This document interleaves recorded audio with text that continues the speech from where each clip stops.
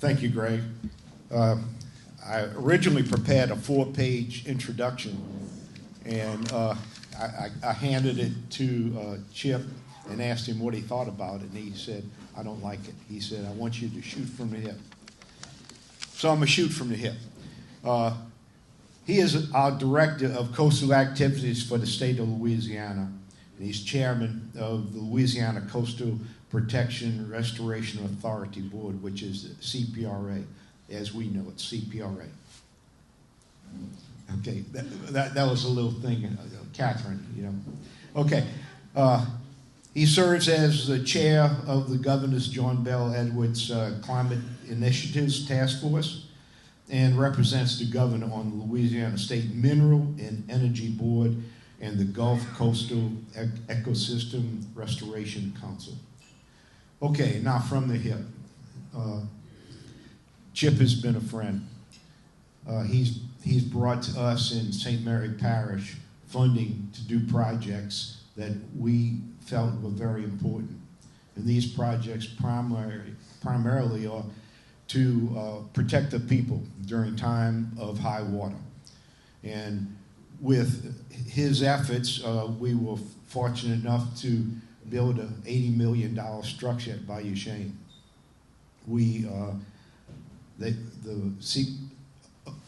Two words, and the 2 words were Bayou Chene.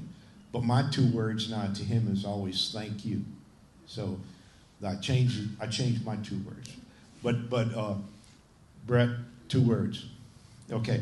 So also he funded $9 million on the Morgan City levee improvements.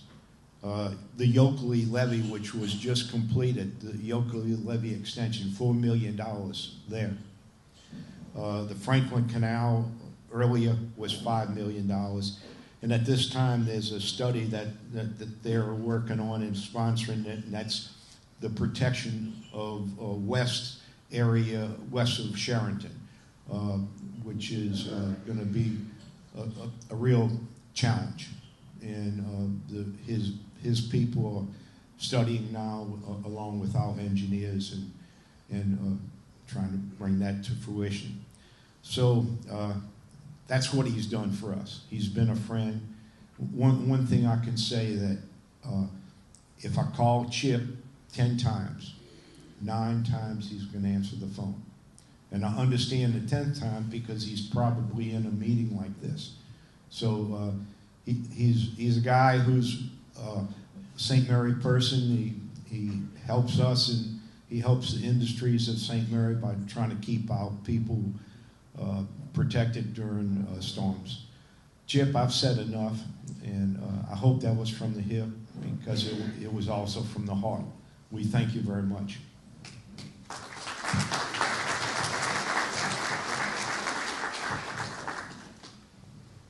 Well, thank you, Bill. I want to say that, as many of you know, Bill Hidalgo serves on our board, on the Coastal Protection Restoration Authority Board for the last several years. And I'll just shoot from the hip, if I could, Bill, just for a second.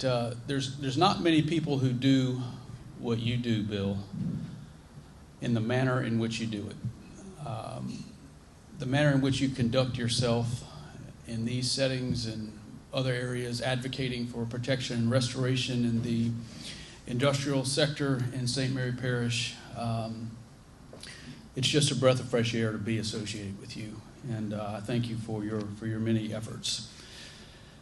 But ladies and gentlemen, usually I start every presentation I do with a slide, and I put it up there, and it shows the fact that the state of Louisiana has lost over 2,000 square miles of land since the 1930s. We call it the red and green map. Everything that's in red has been lost. Everything that is depicted in green are the only areas in the state of Louisiana where we are actively growing land. And there's not many areas where that has taken place. But I'm not going to do that today. I want you to think for just a second. If you get in your car on Highway 90 and you drive from Sorrel through Charenton, Baldwin, Franklin, Calumet, Patterson, Bayou Vista, Morgan City, to Amelia. And I want you to think about the people that live in those communities. I want you to think about the type of people that you know that live in those communities. And then I want you to think about all the businesses, all of the industries that are along that corridor. Ladies and gentlemen, there are too many people in this state that do not recognize the importance of coastal restoration and hurricane protection in this state. A lot of people look at it and think, well, that's great that y'all are restoring the environment. Yeah, that's great for the ecosystem and our various estuaries.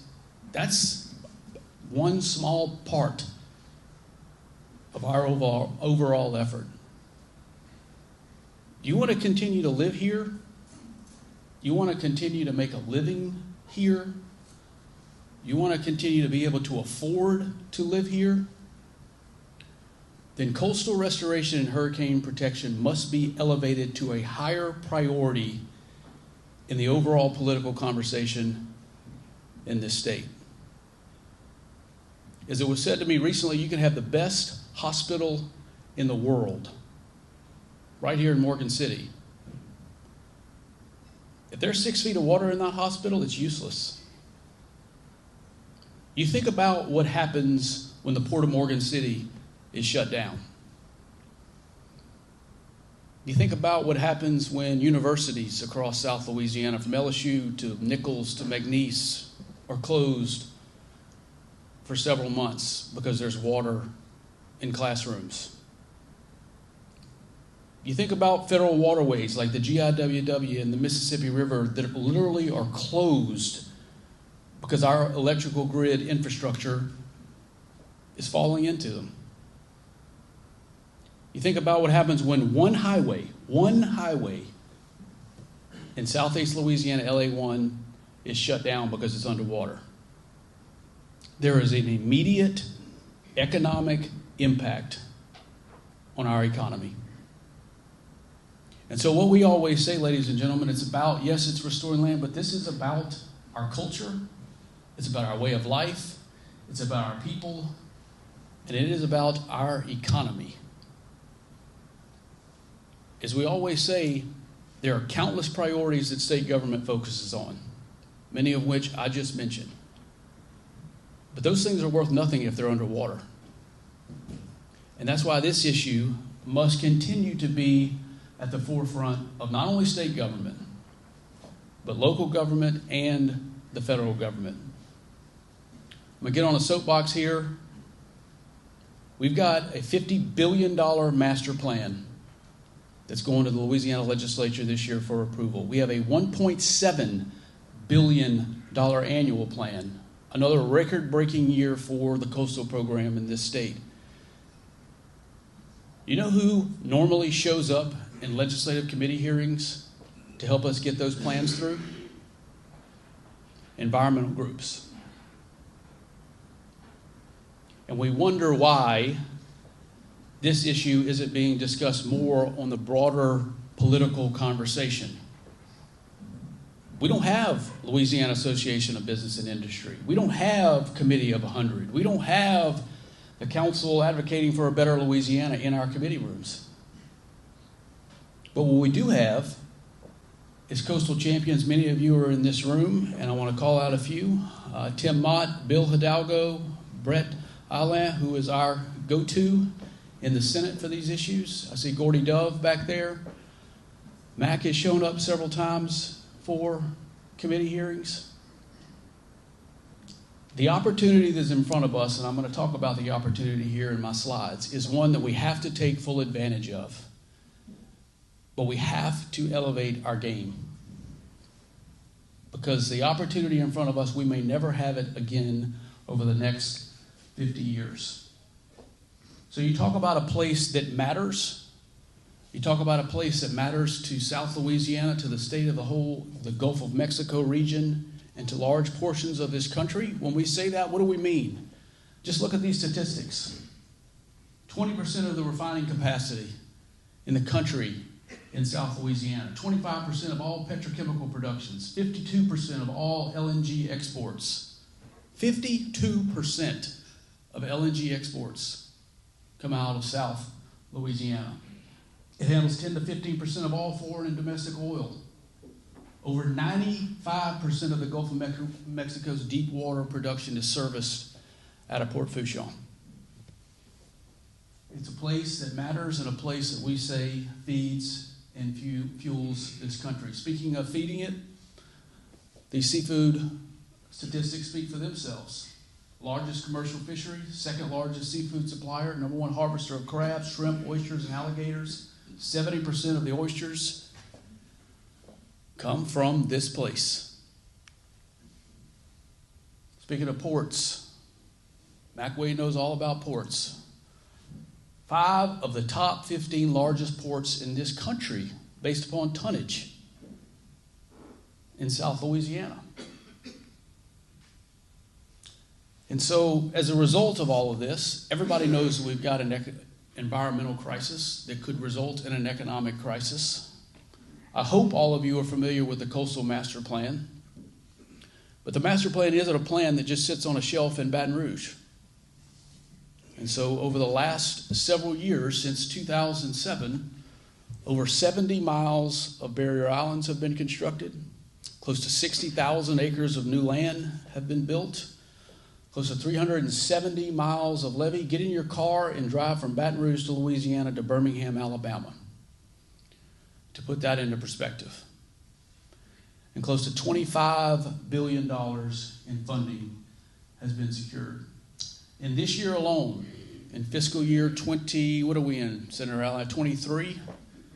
The fiscal year that ends July 1st, we had a record-breaking year. More investments in hurricane protection and coastal restoration than ever before, $1.3 billion. We called it the year of the dredge.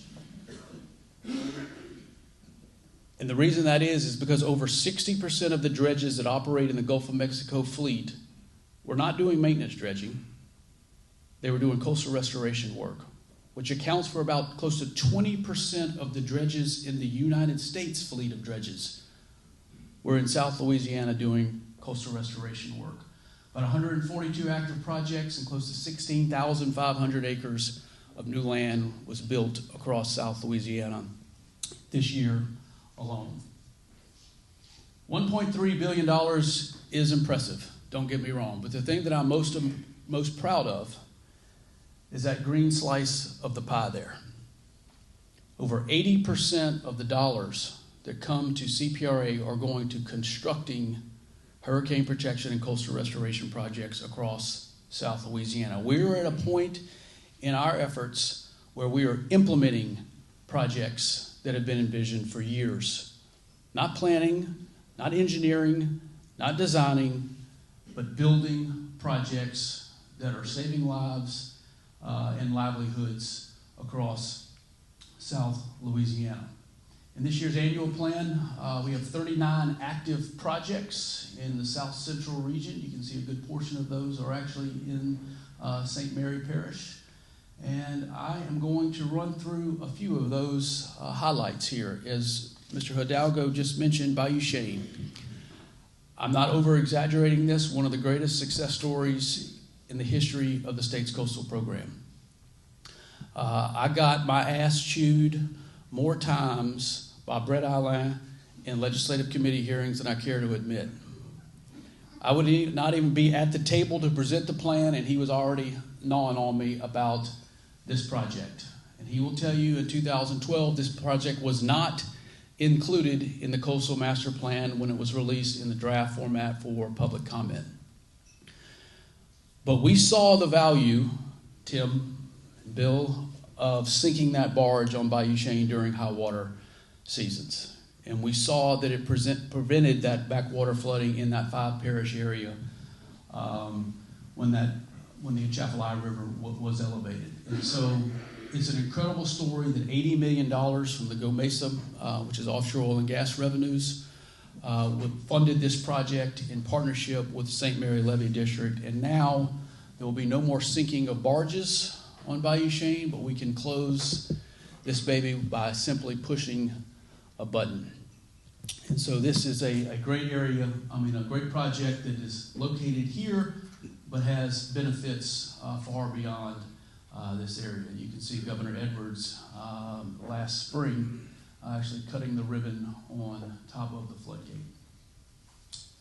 As Mr. Hidalgo also mentioned, we funded the Yoakley levee extension, and you now have continuous levee protection from Bayou Teche to the Charenton Canal. Over the last several hurricanes, going back to 2019 during Hurricane Barry, and 2020 when we were dealing with Laura, Delta, when we went into the Greek alphabet, I remember Senator Alain, Representative St. Blanc, Bill Hidalgo, and them calling us like, we've got a problem in this area. And it's amazing when those guys call, when you're at a GOSEP or UCG meeting, and you get all of the relevant cabinet secretaries to get together. We don't have to take emergency measures in this area no longer because of this work that we just recently completed. I believe this was just a couple months, right, Bill? That we cut the ribbon on that. As part of the BP oil spill funding, yes, it's about large-scale restoration projects. Go Mesa is largely going to funding our hurricane protection projects across South Louisiana, but it's also about recreational use. So there's a portion of the BP dollars that are going to improve state parks, campgrounds, and improve the overall recreational opportunities across South Louisiana. And you can see about $6 million was invested in the Atchafalaya Delta Wildlife Management Area for some campground improvements. You can see the improvements there on the slide. I see Gordy Dove here. Gordy Dove is a huge proponent of our first line of defense in South Louisiana, our barrier islands. There have been hundreds of millions of dollars. As I just said, 70 miles of barrier islands have been restored or constructed over the last several years. This project specifically is the Trinity East Barrier Island. We finished this project 2 weeks before Hurricane Ida made landfall. If there's one bright spot in all of the hurricane seasons over the last several years, is that the restoration projects that we built, that were completed, proved to be sustainable. And one of the things that we hear a lot about is from the general public, it's great that you're investing billions of dollars in restoring your coast, but it's just going to be wiped out when the next hurricane comes. Hurricane Ida, the strongest storm to ever hit our state, our restoration projects withstood that storm. From our barrier islands to our ridges, our marshes, all of our restoration projects, our terrace projects, all are still intact and performed incredibly well. I hope all of you know the importance of those projects as well. So yes, our surge barriers, our pump stations, our floodgates keep water out of your homes and your businesses. But this natural buffer, our wetlands, our barrier islands, our ridges, are helping protect those hurricane protection systems that are protecting us. So for every 2 miles of wetlands that exist on the ground today, storm surge can be knocked down by 1 foot. And so a much different picture on the ground following Laura, Delta, Ida, Zeta, and I'm not trying to minimize any damage that people received from wind or debris, but you did not see water up to people's roof lines after Hurricane Ida, except for Lafitte. And that's a whole other story. They're left out of levee protection. The state is working on some efforts there to provide them some protection as well. So, I know many of you are probably here today to talk about this specific project. Increase Atchafalaya flow.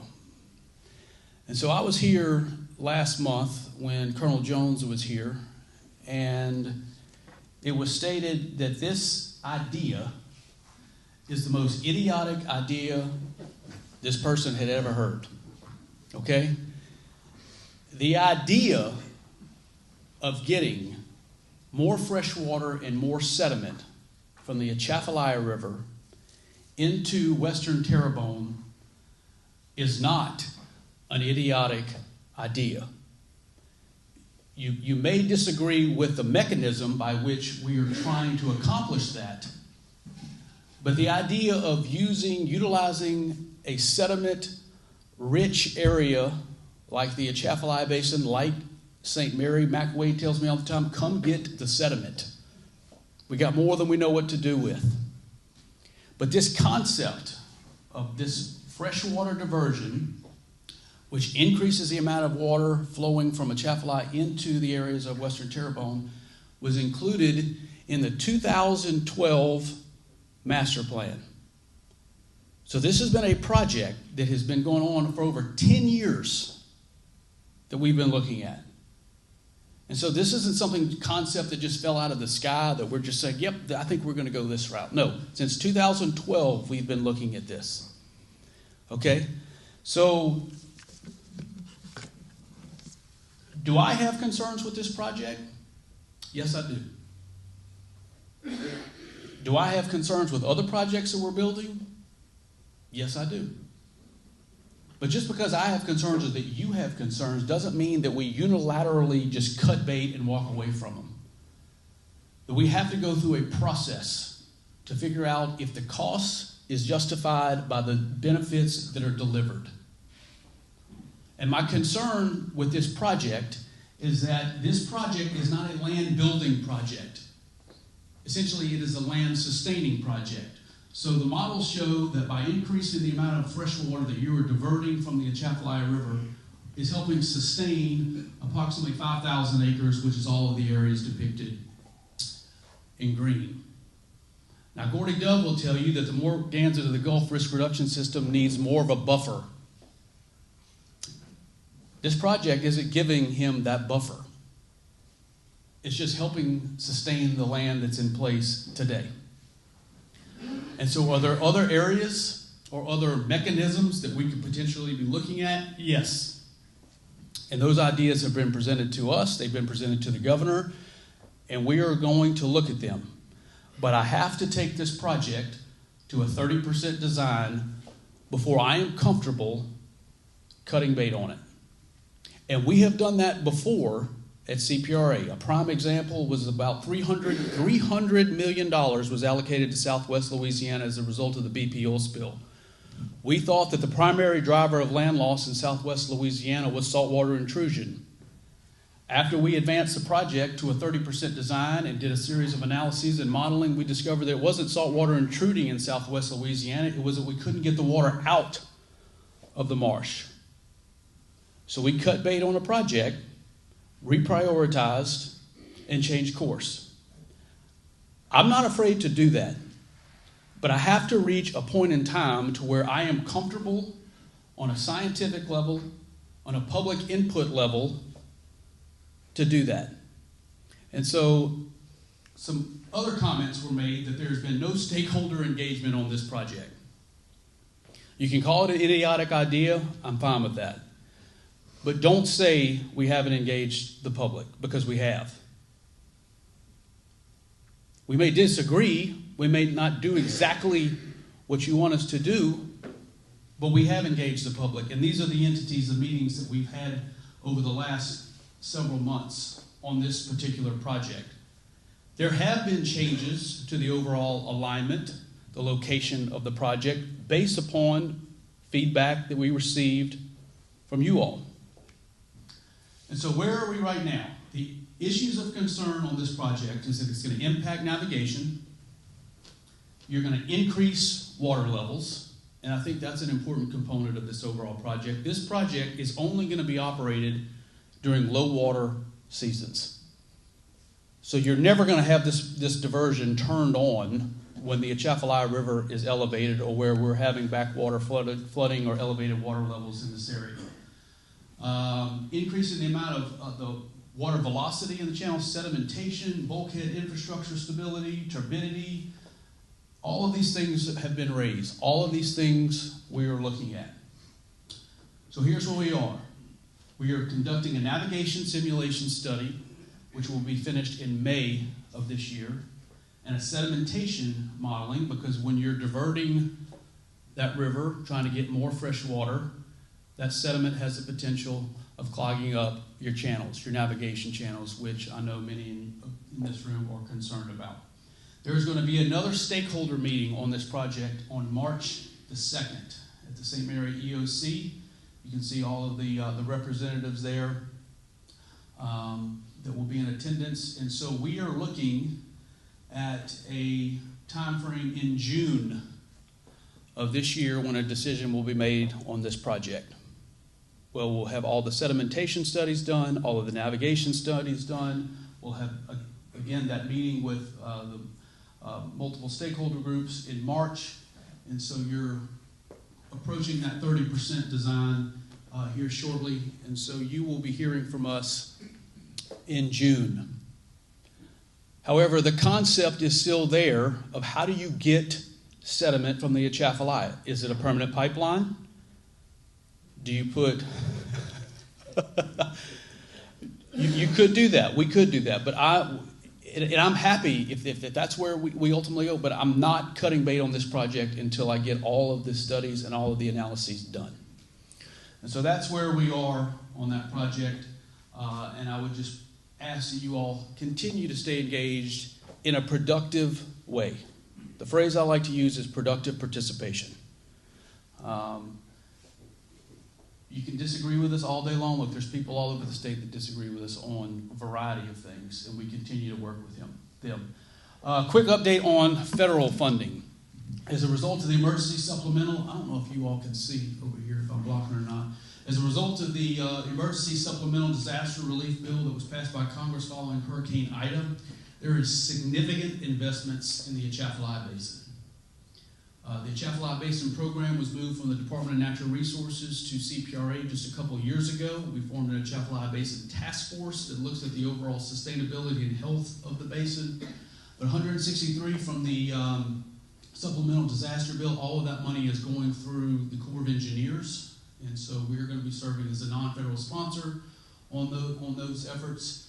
And then if you look under the Infrastructure Investment and Jobs Act, an additional $52 million for the Atchafalaya Basin from that piece of legislation. I know Gordy is here, $378 million, the first large tranche of federal money for Morganza, which protects Terrebonne and Lafourche parishes. So just an incredible opportunity. There's been a lot of discussion on whether or not Louisiana got what it deserves through IIJA. It's my opinion that we can't let the perfect be the enemy of the good. This is a good allocation of funding for restoration and protection projects across our coast.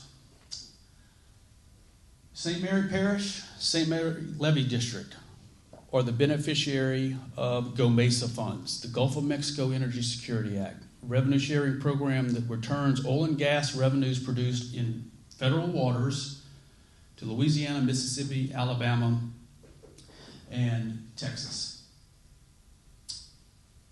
37.5% of revenues produced off of our coast are returned to those 4 states. In federal lands, inland producing states get 50%. They can use those dollars whatever they want. We are constitutionally protected in Louisiana to use those dollars on restoration and protection projects. So by comparison, the state of Louisiana got a check last year for about $78 million. The state of New Mexico got a check for $1.1 billion. And the governor of New Mexico issued a stimulus check to every person living in New Mexico. And so there is a disparity between coastal producing states that sustain the infrastructure, that allow for that infrastructure or that production to take place, and the inland producing states. And so there's a bill by Senator Cassidy and Senator Whitehouse. It passed unanimously under the last Congress. Senator Cassidy is in the process of reintroducing this bill, which would increase our percentage to 50%. It will remove the cap. We are capped at $375 million. And then it also looks at expanding the leases that are eligible for the revenue sharing program, which would increase the number of leases that are eligible for that money to be returned to the coastal producing states. GOMESA funding is really the backbone of our entire apparatus. It comes to the coastal program in one lump sum. It's a cash payment, and so it's very easy to allocate money to St. Mary Levee District or St. Mary Parish with that type of funding. By comparison, the BP oil spill dollars or let's just call it a bureaucratic mess. Well, we have to spend first, seek reimbursement. You got to develop a multi-year implementation plan, a state expenditure plan. This is the whole ball game right here. And so 2032 is when the BP oil spill funds dry up. You're essentially taking $7 billion out of the coastal program, and you're reverting back to a program that was pretty much in the late 1990s, early 2000s. So $1.7 billion next year going out of the door.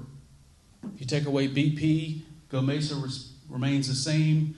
You're about talking about a $300 million coastal program for a $50 billion problem.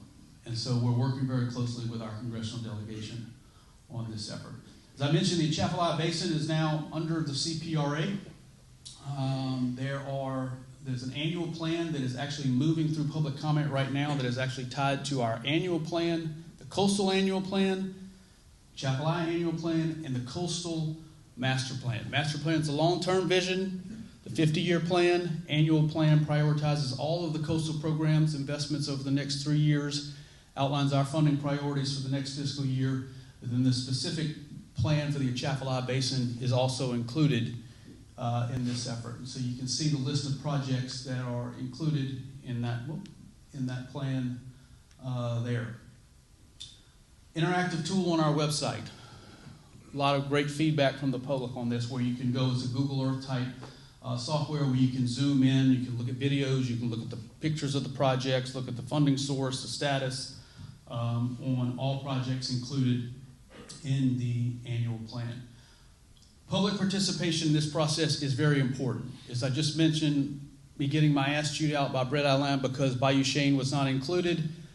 Public comment was made between draft and final, and Bayou Chene was put in the final plan. So there have been changes to master plans and annual plans based upon public comment. So I just encourage you, masterplan@la.gov, or there's a QR code there. I'll be sure to send this presentation, Bill, so you can send it out to the members to where you can access the website to submit a comment. We're almost finished with all of our public meetings. We're going to be in Lake Charles on February 24th. That is our last one. We were in Baton Rouge, Thibodeau,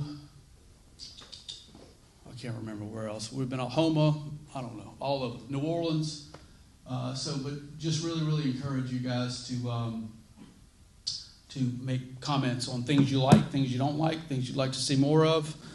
And so I don't know if I'm taking questions here, but I did leave out my fellow Cabinet Secretary, Sam Jones, who many of you know here, but I've had the pleasure of working with Sam for many, many years, and he's doing a great job over at the Louisiana Oil Spill Coordinator's Office. Just last week, I met with Sam, and he brought some representatives from St. Mary Excel to Baton Rouge to talk about a really exciting topic. And I think this is just a great idea, kind of the forward-leaning thinking of people that live and work in this area. Monica Mancuso, Catherine Holcomb, and Stephen Swiber. I think I saw Stephen, I believe Monica and Catherine are both here. So you've heard about the National Estuary and Research Reserve that is going to be housed in the Atchafalaya Basin, the NER, which is going to allow for federal research dollars to flow to this area to look at the overall health sustainability of the Atchafalaya Basin. You also heard about the Nichols Coastal Center, which Senator Allen was very helpful in securing funding for. Those two things are going to work in conjunction with one another. In my opinion, based upon the conversation that I had with these three individuals, is that where's the youth component of this whole apparatus? Why are we not doing more to talk about coastal restoration and hurricane protection with the younger students, with the younger generation that are in this area? And so we are looking at working with the Department of Education to actually form some sort of high school here in St. Mary Parish that is centered in coastal protection and restoration. And this is not a unique thing. There are other high schools that are being formed across the country to look at this issue. Obviously, you're going to have all your reading, writing, arithmetic, curriculum requirements, but the the center of this school, if you will, is focused on coastal protection and restoration. So just another exciting concept that I think we're going to be working on with you all over the next several years, and really just appreciate Monica, Catherine, and Stephen for bringing that for us in Baton Rouge to consider for partnership, sponsorship, and funding opportunities. So thank you all very much. I want to say this. I'm not making any sort of an announcement today, but this will, ladies and gentlemen, likely be the last time that I speak to you as CPRA board chairman. We are coming to the end of this administration, only a few months left, and just know that I have thoroughly enjoyed getting to know many of you, working with all of you, and no matter where I go, what I do in my life, I want you to always know that I will pray that God's blessings are with you, your families, and St. Mary Parish. So thank you all very, very much.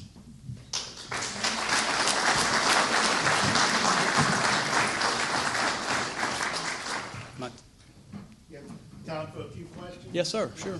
Anybody? More of a comment than anything.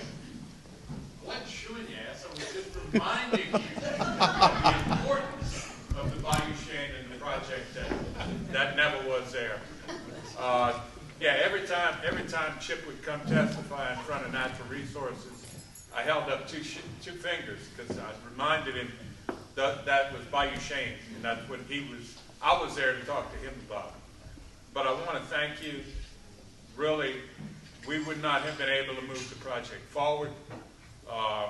At the time, Sam Jones was a representative, and he was the one that first pointed out it was actually Garrett Graves who was in your place at the time. Mm-hmm. And he pointed out that the importance of the Bayou Shannon, we just gone through the 2011 flood fight, and the importance of what a permanent structure would mean without your help and your guidance. The previous secretary actually pushed back and was there to redirect the money for the Bayou Shannon, which we refused to agree with. Bill and Tim were very much at the center of that discussion, but it was you that got the project across the line after we found some more funding for you. But you've been a great friend, and I mean, if you still want this job, I would advocate with the next governor that you keep it, because you have done that good of a job, and I really wanted to thank you for everything you've done. Thank you, Senator. I appreciate that. I will say that, you know, Brett talks a lot about Bayou Shannon, and the real value in Bayou Shannon is that backwater flooding component. But during Hurricane Barry, that floodgate was holding back about 9 feet of surge. And so, thankfully, it was closed. And so that was, if I'm kind of giving you a little bit of an inside baseball scoop here, is that our technical guys felt that Bayou Shannon was strictly a backwater flooding type project.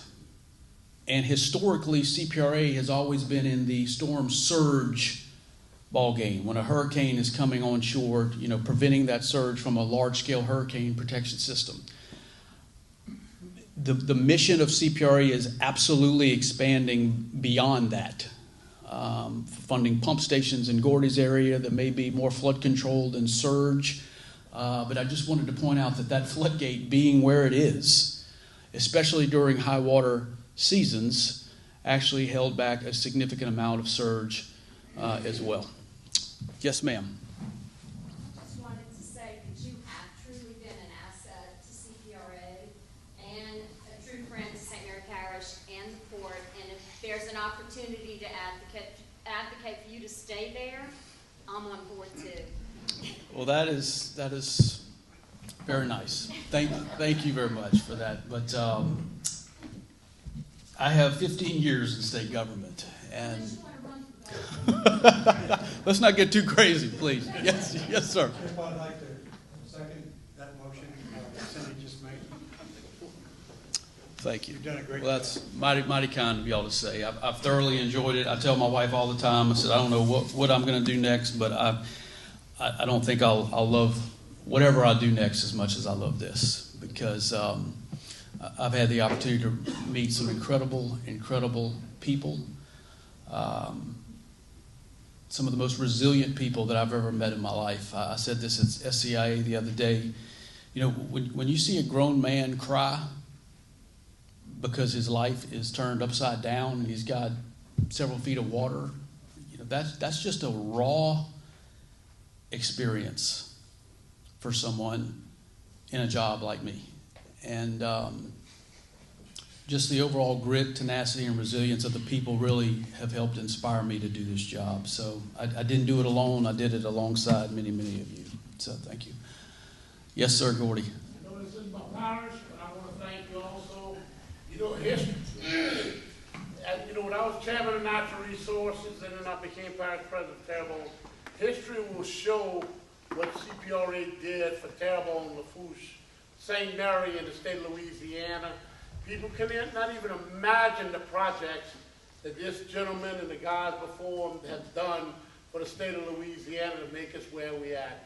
So I can't thank them enough, and thank y'all for, you know, thank Chip and his team for everything, because when you bring them a problem, like he was talking about this diversion over here, they want to make sure that's the right project, and I agree 100% on the way that they handle things, and because we push them like everyone else, and we've been fortunate, y'all been fortunate. Chip, thank you from the bottom of Terrebonne, St. Mary, Lafourche, and Louisiana for everything you did. And I agree with you, everyone here, you need to stay. Thank you.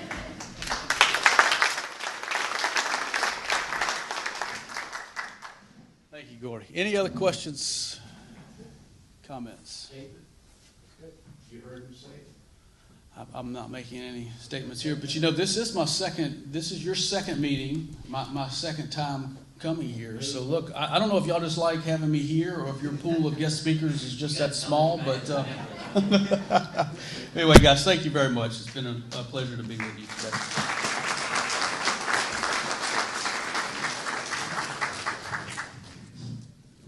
Thank you very much, Chip. Thank you for such a professional speech that you gave us this morning, going over everything when a lot of people, like you said, wanted to claw at you here. But you did a great job. And I think you see what we're trying to do now with AIC, the industry group that we're trying to develop here, bringing in such expert speakers like we had this morning and we had or this afternoon, and like the colonel we had last week and the ones we're going to bring going forward. So we thank you very much for coming. It's exciting the way this thing is growing. And we're going to try, like we said last time, we're going to take about a 5-minute break. And the members that want to stay and ask us questions and talk as a membership, we want to do that. We don't want to be what I call an L&L group. And I say that's a lunch 1 month to another lunch the next month. We want to have a lunch. We want to work in between and then to be able to report back to you. That's what we want to do. We want to be more than a lunch-to-lunch organization. And that'll help us grow, help the community grow, help industry, and accomplish all the goals that we want. So let's just take about a 5-minute break. Those that want to stay with our, members, stay. You don't have to stay. A lot of you have to go back to work, and then we'll regroup up here in the front.